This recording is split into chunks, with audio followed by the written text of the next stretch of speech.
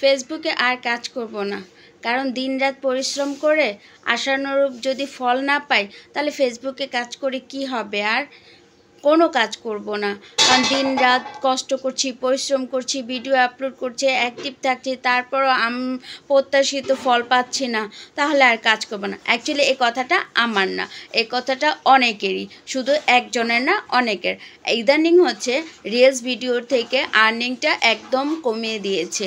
Maximumly যারা হচ্ছে দেখা গেছে 1 মিলিয়ন ভিউতে হচ্ছে $60 করে দিত, সেখানে আরও অনেক হচ্ছে কমিয়ে দিচ্ছে। তো এই বিষয়টা কেন হচ্ছে, কী কারণে হচ্ছে, এখনও হচ্ছে সঠিকভাবে জানা যায়নি। তাই বলে আপনারা ধৈর্যহারা হবেন না এবং হচ্ছে ভিডিও আপলোড করা বা অ্যাক্টিভ থাকা থেকে কোনোভাবেই বন্ধ করে দিবেন না। আপনারা আপনাদের মতো করে কাজ করতে থাকেন। ফেসবুকে হচ্ছে প্রতি মাসেই হচ্ছে আপডেট আসতেছে, নতুন নতুন আপডেট আসতেছে। নতুন নতুন আপডেটের কারণে হয়তো বা এরকম হচ্ছে। তো সঠিক যেহেতু আমরা এখনও জানতে পারতেছি না কী কারণে হচ্ছে আর্নিংটা কম দিচ্ছে, তাই এই আর্নিংটা কম দেওয়ার কারণে হয়তো মন খারাপ থাকতে পারে, কিন্তু তাই বলে হচ্ছে আপনি আপনার ইনকাম কমের কারণে আপনি ভিডিও আপলোড করা থেকে, পোস্ট করা থেকে এবং হচ্ছে সবাইকে লাইক কমেন্ট শেয়ার করা থেকে বন্ধ থাকবেন না। কারণ হচ্ছে এতে করে আপনি অনেকটা পিছুপা হয়ে যাবেন। যতটুকু আগাইছেন ততটুক থেকে অনেক পিছিয়ে পড়ে যাবেন। সো কোনোভাবেই হচ্ছে পিছপা হওয়া যাবে না।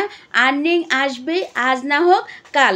অতএব ধৈর্য ধারণ করে কাজ করতে হবে।